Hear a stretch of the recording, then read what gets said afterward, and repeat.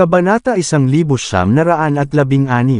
Ngumiti si Harvey York at sinabi ng walang pag-iingat matapos tingnan ang masungit na ekspresyon ni Lucas Jean, naniniwala ako na talagang hindi ka natatakot sa kamatayan. Iniisip ko rin na ang pagpapahirap sa iyo ay walang epekto. Ngunit mas alam ko na ang iyong puso ay puno ng pag-aatubili. Matapos pakinggan ito, kumibot ang mga talukap ni Lucas, at naging kakilakilabot ang kanyang ekspresyon. Ito ay tulad ng sinabi ni Harvey. Ang kanyang puso ay puno ng pag-aatubili. Isa siya sa 6 na prinsipe ng Mordo. Bukod dito, marami pa rin siyang koneksyon at maraming mga nakatagong card na magagamit niya. Naniniwala talaga siya na siya ang mananalo kahit na sa kanyang pag-aayos kung nagpunta siya sa ulo kasama si Harvey. Ang nagwagi ay hindi pa kilala. Gayunpaman, dumating siya pagkatapos ni Kate Walker ngayon. Sa gayon, hindi siya nagdala ng maraming tao sa kanya. Bukod dito, inayos niya ang karamihan sa kanyang mga tauhan sa sangay ng lungmen. Una niyang pinlano na lumabas lahat sa pagtulong kay Justin Walker na mamuno sa posisyon ng pinuno ng sangay ngayon. Ang lahat ng ito ay humantong din sa kawalan ng pagtatanggol sa kanyang tagiliran, kasabay ng biglaang pagpapakita ni Harvey at ang katotohanan na si Angelina John ay talagang hindi pinamamahalaang ibagsak siya, ay naging dahilan upang si Lucas ay natigilan ng ilang sandali. Natalo siya kay Harvey dahil sa lahat ng mga coincidences na nagaganap ng magkasama. Kaya, si Lucas ang puso niya ay puno ng pagtanggi sa sandaling ito. Alam ko ang iyong pag-aatubili. Kaya, maaari kitang bigyan ng pagkakataon na iikot ang mga bagay. Nang maabot ni Harvey ang kanyang kamay, kinuha niya agad at hinawakan ang revolver ni Lucas sa kanyang kamay. Pagkatapos, kumuha siya ng 5 mga bala, na naiwan lamang ang isa na inilipat ng bahagya kasama ang kanyang daliri, at muling pinahihit ang safety pin. Tiningnan ni Lucas ang eksenang ito na may isang madilim na ekspresyon. Harvey, ano ang sinusubukan mong gawin? Walang pakialam si Harvey, marami akong nakitang mga katulad mo. Galit ka pa rin, kahit na natalo ka. Dapat naisip mo na natalo ka sa akin ng pagkakataon. Kung naghanda ka ng mas maaga, kung gayon ang mamamatay sa sandaling ito ay ako. Kaya, bilang tugon sa iyong mga saloobin, nagpasya akong bigyan ka ng isang pagkakataon. Nagpasya akong maglaro ng isang simpleng laro sa iyo. Ito ang Russian roulette. Tayo ay magpapaikot sa pagpapaputok ng mga shot at makita kung sino ang maswerte. Kung manalo ako, kailangan mong sabihin sa akin ang mga lihim ng Islanders. Kung manalo ka, maaari mong makuha ang lahat na nawala sa iyo. Manggahas ka bang maglaro? Naglaro si Harvey kasama ang revolver sa kanyang kamay, at nanatili siyang walang malasakit. Si Lucas ay naningkit sa kay Harvey para sa isang mahabang. Pagkatapos ay kinuha niya ang kanyang telepono at nag-type ng ilang mga salita dito. Pagkatapos nito, itinapon niya ang kanyang telepono sa upuan ng pasahero at malamig na sinabi, "Well, kung nais mong maglaro, makikipaglaro ako sa iyo. Ang lihim ng Islanders ay nasa aking telepono. Upang ipakita ang aking katapatan, maaari kang magkaroon ng unang pagbaril." Isang bakas ng sarkastiko na damaloy kay Lucas na mga mata matapos niyang sabihin ang mga salitang iyon. Tila, hindi niya inaasahan na talagang makipaglaro sa kanya si Harvey. Sige, hindi inabot ni Harvey ang kanyang kamay upang kunin ang telepono ni Lucas sa sandaling ito. Sa halip, kinuha niya ang revolver at pinaputok ang isang shot sa kanyang sentido. Clack! Tumunog ang isang malambot na pag-click. Hindi nasaktan si Harvey. Ang ngiti sa kay Lucas na mukha ay agad na tumigas. Agad na naging kakila-kilabot ang kanyang kutis. Hindi niya inisip na si Harvey ay magiging walang awa. Sa sandaling pinaputok ni Harvey ang baril, naramdaman ni Lucas na may isang bagay sa kanyang puso na lumalamig. Itinapon ni Harvey ang revolver sa harap ni Lucas at sinabi ng walang pakialam, "Prince Jean, ito ang iyong tira." Walang malay na kinuha ni Lucas ang revolver, ngunit ang kanyang mga talukap ng mata ay patuloy na kumikibot ng ligaw. Pagkaraan ng mahabang minuto, itinuro niya ang revolver sa kanyang sentido at hinayla ang gatilyo na may baluktot na mukha, clack. May isang malulutong na tunog, at iyon ay isang blanko. Gayunpaman, si Lucas ang mukha ay agad na naging map-atla. Prince Jean, kailangan kong aminin na ang iyong swerte ay maganda. Kinuha ni Harvey York ang revolver at tumawa. Pagkatapos, pinaputok niya ang isa pang shot sa kanyang sentido gamit ang kanang kamay. Clack! Isang blanko. Gayunpaman, ang ekspresyon ni Lucas Jean ay agad na nagbago muli. Nagbigay ng pag-ihip si Harvey sa revolver. Pagkatapos ay ngumiti siya at sinabi ng hindi sinasadya, tila napakahusay din ng aking swerte. Si Lucas ang mga kamay ay nanginginig nang ibigay ni Harvey ang revolver sa kanya sa oras na ito. Ang kamay na ginamit niya upang kunin muli ang revolver ay nanginginig ng bahagya. Ang taong nag-imbento ng revolver pabalik noon ay maaaring hindi kailanman inaasahan na ang isang tao ay talagang gagamitin ito upang maglaro tulad ng isang kakilakilabot na laro. Ang nasabing laro ay isang tunay na pagsubok para sa tiwala sa sarili, pagpapaubaya, at pagkatao ng isang tao. Tanging walang takot na mga tao ang maglakas loob na hilahin ang gatilyo. Hindi bababasa, mula sa punto ng pananaw ni Lucas ay tiyak na natalo siya ni Harvey sa bagay na ito. Maaaring hilahin ni Harvey ang gatilyo ng hindi sinasadya, kahit na mas hinayla ito ng 2 beses. Gayunpaman, hindi niya ito magagawa, tiyak na wala siyang ganitong lakas ng loob. Ito ay maaaring ang pinakamakabuluhang agwat sa pagitan niya at ni Harvey. Si Lucas na may kilalang lakas ng loob ay natahimik agad na walang kahulugan sa pintuan ng kamatayan. Hinawakan ni Lucas ang revolver gamit ang kanang kamay. Ang kanyang kanang kamay ay hindi mapigilan ang panginginig sa sandaling ito. Malapit na niyang hilahin ang gatilyo ngunit nawala pa rin ang kanyang tapang sa huling minuto. Si Harvey ay tumingin sa kanya ng mapaglaro at sinabi, "Prinsipe Jean, kung natatakot ka, lumuhod at humingi ng tawad sa akin ngayon. Maaari ko ring isaalang-alang ang pagpapakawala sa iyo." Clack! Ang mga salita ni Harvey ay nagwalang bahala sa maliit na galit na naiwan sa kanyang puso. Sa wakas ay hinayla niya ang gatilyo sa susunod na sandali. Ang kwintas ng pawis ni Lucas sa noo ay tumulo sa isang bilis na nakikita ng hubad na mata kasama ang tunog.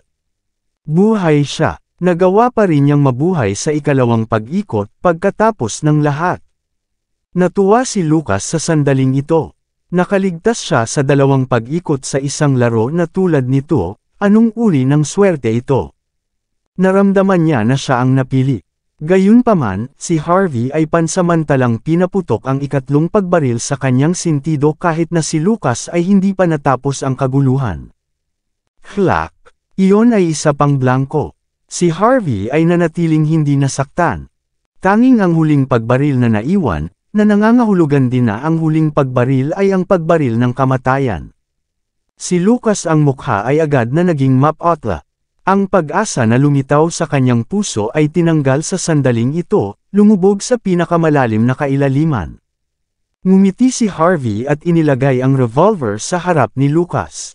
Sinabi niya ng walang pag-iingat, "Maaari kang pumili kung gagawin mo ang huling pagbaril o hindi. Kung gagawin mo ito, pagkatapos ay kinikilala ko na ikaw ay isang malakas na tao. Kung ayaw mo, ganoon din ang parehong kondisyon. Hanggat lumuhad ka, maaari kong isaalang-alang ang pagpapakawala sa iyo. Sa isang banda, ito ang iyong mahalagang buhay. Sa kabilang banda, ito ang iyong tinatawag na dignidad. Dapat kang gumawa ng isang desisyon sa lalong madaling panahon, Prince Jean. Pagkatapos ng lahat, wala akong oras. Kailangan ko pa ring magmadali sa susunod na patutunguhan, na siya ang sangay ng lungmen, upang magdala ng isang malaking sorpresa sa kay Deputy Branch Leader Walker. Sinampal ni Lucas ang kanang kamay sa revolver. Ang kanyang ekspresyon ay hindi nahuhulaan, at sa wakas ay dahan-dahang itinaas niya ang revolver sa kanyang kamay. Gayunpaman, hindi niya target ang kanyang sarili sa oras na itungunit sa noo ni Harvey. Si Harvey ay naningkit ng bahagya at nagtanong, "Prince Jean, bakit?" Sobrang laro ba ito para sa iyo? Si Lucas ay may isang mabangis na ekspresyon sa kanyang malamig na mukha. Inihaw niya ang kanyang mga ngipin at sumagot, York, wala itong kinalaman doon. Sino ang nagsabi sa iyo na mayroon lamang akong dalawang pagpipilian, ang pagluhod at kamatayan? May third choice pa ako. Talagang hinayla ni Lucas ang gatilyo pagkatapos magsalita. Clack! Ang huling pagbaril ay ginawa. Blanco pa rin ito. Si Harvey York ay nanatiling hindi nasaktan. Gayunpaman, ang kanang kamay ni Lucas Jean ay nanginginig ng marahas, at ang mga kalamnan sa kanyang mukha ay patuloy na umiikot. Ikaw, gaano mo ako niloloko? Bastard ka! Nakakapagod ka sa akin. Galit na galit si Lucas sa sandaling ito. Siya agad ay naintindihan na walang mga bala sa armas. Ito ay isang laro na itinakda ni Harvey mula sa simula hanggang sa katapusan. Isang laro na nagpapahintulot sa kanya na makita ang kanyang kawalang kakayahan at takot ng malinaw. Walang pakialam si Harvey. Pagkatapos ay iniunat niya ang kanyang kanang kamay at hinawakan si Lucas sa leeg na may malabong ngiti sa kanyang mukha. Prince Jean, napakasama nito. Kung hinayla mo ang huling pagpapaputok sa iyong sarili o lumuhod upang humingi sa akin ng awa, hindi kita papatayin. Ngunit labis mo akong nabigo. Ipinaalam mo rin sa akin na malinaw na ang mga taong katulad mo ay hindi nagmamalasakit sa mga patakaran ng laro. Kung hindi kita papatayin ngayon, kung ano ang naghihintay sa akin bukas, ay ang iyong madugong paghihiganti. Kaya, tatapusin kita ngayon, Prinsipe Jean. Mula ngayon, magkakaroon na lamang ng 5 prinsipe ng Mordo sa mundo. Clack! Hinampas ni Harvey ang kanang kamay niya pagkatapos na matapos siyang magsalita. Isang hindi kapani-paniwalang ekspresyon ang lumitaw sa kay Lucas na mukha. Ang dugo ay bumulwak mula sa kanyang bibig, at ang kanyang ulo ay tumama sa manibela pagkatapos nito. Bip! Isang malakas na tunog ang lumabas na parang nangyayari ang kanyang libing. Kinuha ni Harvey ang cellphone ni Lucas mula sa upuan ng pasahero at tiningnan ito ng ilang sandali. Pagkatapos ay tumalikod siya ng tahimik at nag-dial ng isang numero. Magpadala ng isang koponan ng mga tao sa pamilya Walker upang linisin ang gulo.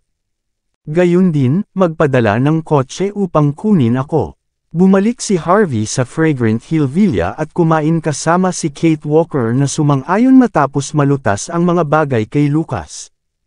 Humiga si Harvey upang magpahinga pagkatapos kumain. Kahit na ang mga bagay ay maayos na napunta sa umaga, gumamit pa rin ito ng maraming enerhiya, pagkatapos ng lahat. Kailangan niyang kumuha ng isang mahusay na pahinga, upang malutas ang isang mahusay na pakikitungo sa loob ng sangay ng Longmen ngayong gabi. Mayroong isang dahilan kung bakit hindi nakitungo si Harvey sa mga gawain ng Longmen noong mga araw na iyon.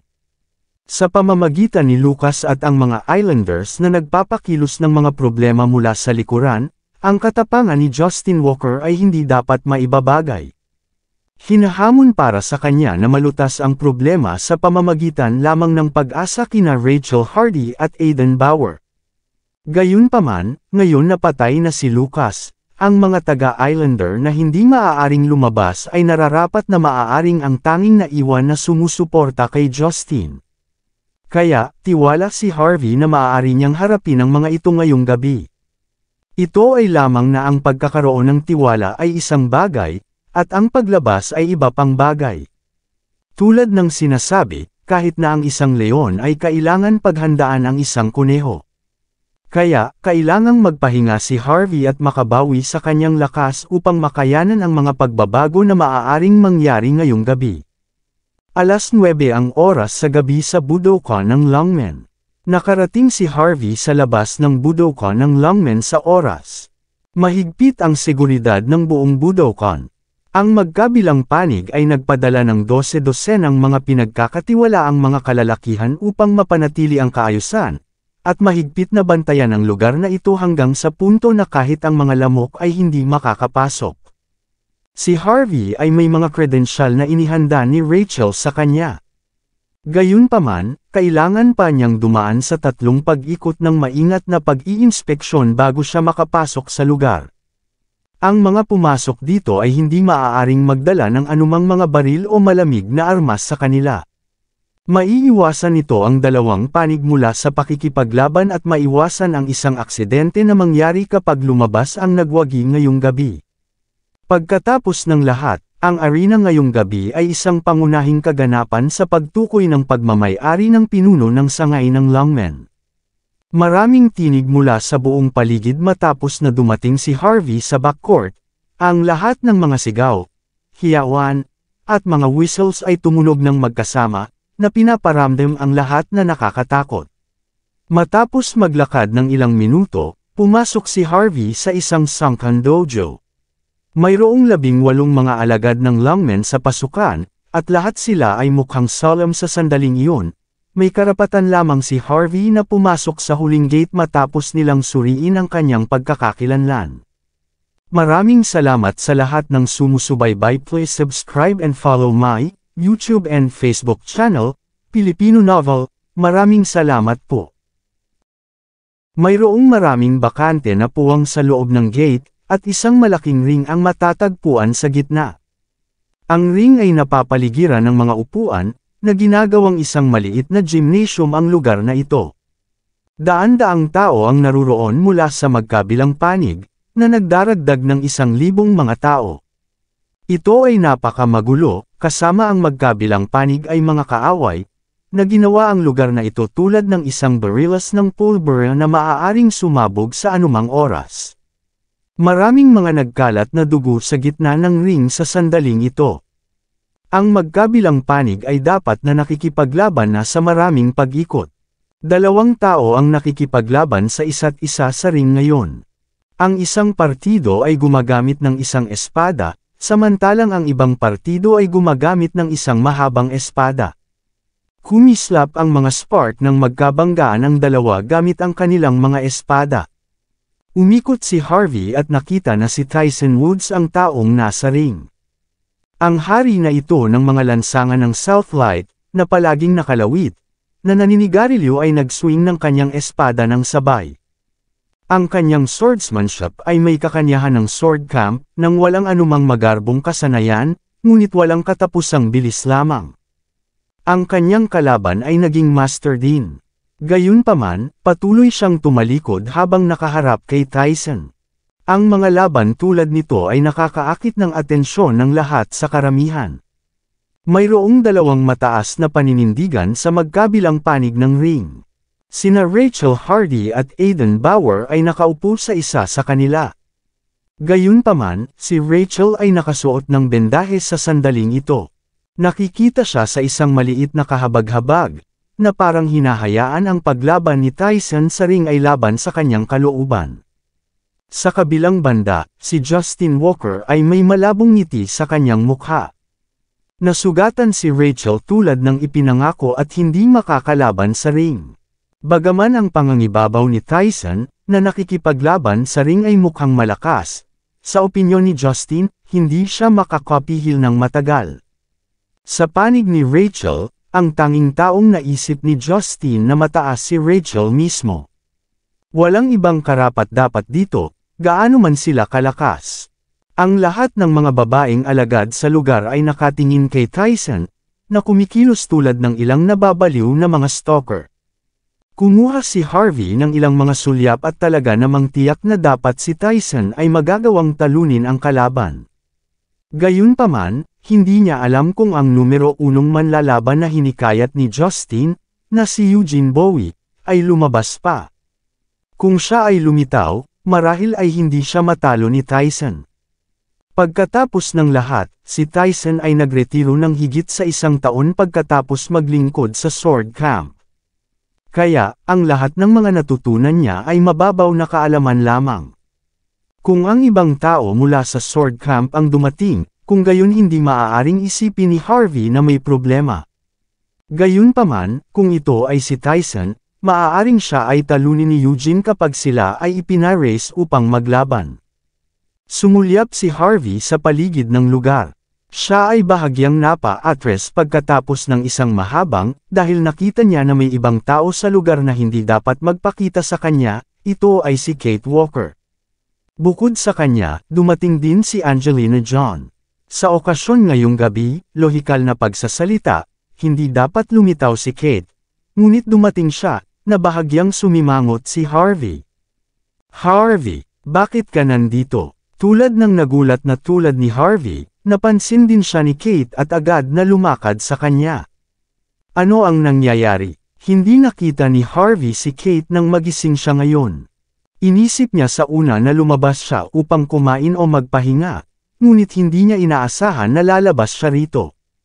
Nagpakita si Kate ng isang kakaibang ekspresyon at sinabi, "Ilang beses akong tinawagan ng aking ama at sinabi sa akin na dapat ako ay narito ngayong gabi.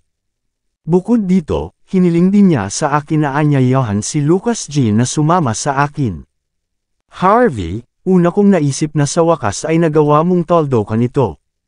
Inisip ni Justin na ngayong gabi ay ang pinakamaluwalhating sandali sa kanyang buhay at agad niyang sakupin ang posisyon ng pinuno ng sangay ng lungmen.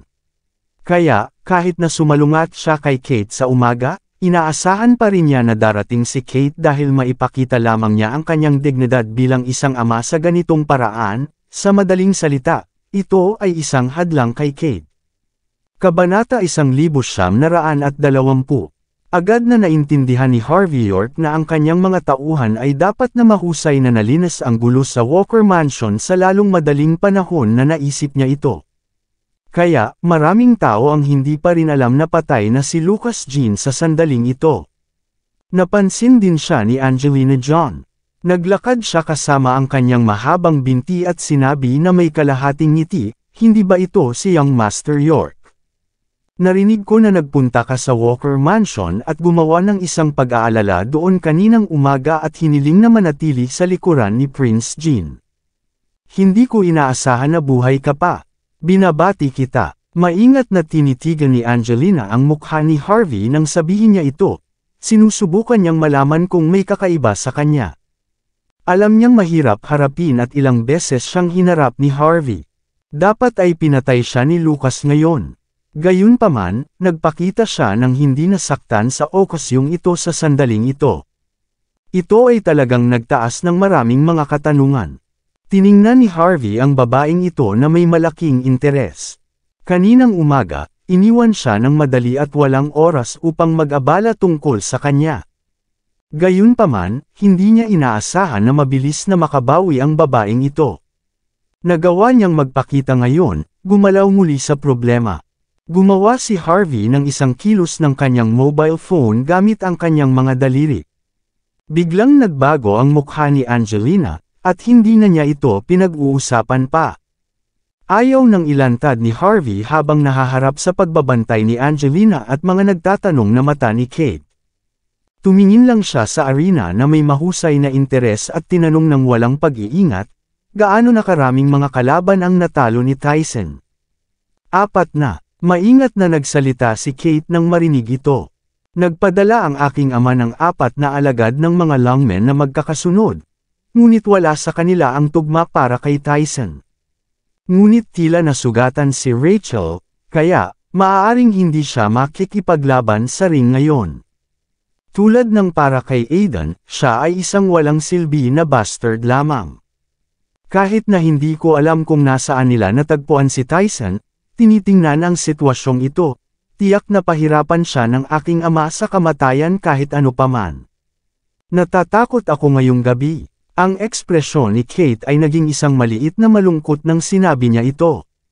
Kung si Justin Walker ay naging pinuno ng sangay ng lungmen, hindi ito magiging isang magandang bagay para sa kanya.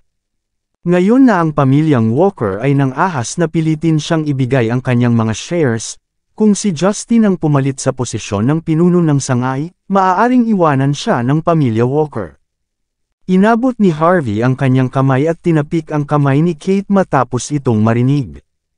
Huwag kang mag-alala, ang iyong ama ay hindi magkakaroon ng pagkakataon na maging pinuno ng sangay. Hindi maiiwasan ang kinalabasan. Sige, medyo tumanggo si Kate at pinakawalan ng isang buntong hininga. Siya ay may lubos na tiwala sa mga sinabi ni Harvey. Gayunpaman, si Angelina, na pinagbantaan pa ni Harvey, ay nanligaw sa sandaling ito. Harvey, inaamin kong ikaw ay may kakayahan. Ngunit hindi ka miyembro ng Lungmen pagkatapos ng lahat. Paano mo maunawaan ang kahulugan ng labanan na ito? Ang matandang Walker ay naghanda para sa labanan na ito mula sa kalahating buwan na ang nakakaraan. Inihanda niya ang ilang mga card hanggang sa kanyang manggas. Hindi lamang ito si Eugene Bowie, ngunit lalaban din sa kanya si Chief Leonard Bray. Nais mo bang pigilan siya mula sa pagiging pinuno ng sangay? Sa anong ibig sabihin? Gamit ang iyong bibig, o ang iyong tinatawag na katapangan. Kahit na literal na nadurog ni Harvey nang nauna ng umaga si Angelina, at kahit si Harvey ay may isang bagay sa kanyang palagay, si Harvey ay isang gangster lamang pagkatapos ng lahat. Nais na makagambala sa isang labanan ng tulad ng isang antas. Nararapat ba siya? Kahit na ang isa ay malakas, hindi ibig sabihin na maaari siyang makagambala sa naturang labanan. Ang ganitong uri ng bagay ay dapat na maayos na makatwiran. Ako ay isang mabilis na nakagambala sa isang labanan na walang isang tiyak na katayuan o pag-amin, maaari lamang niyang tapusin ang pagpunta sa kamatayan. Ang mga babaeng kasama na sumunod kay Angelina ay tumingin kay Harvey na may kasiraan. Para sa kanila, si Harvey, na mukhang ordinaryong tao sa sandaling ito, ay isang mababang uri lamang. Saan niya nakuha ang lakas ng loob at ng ahas na kumilos ng may pagpapanggap?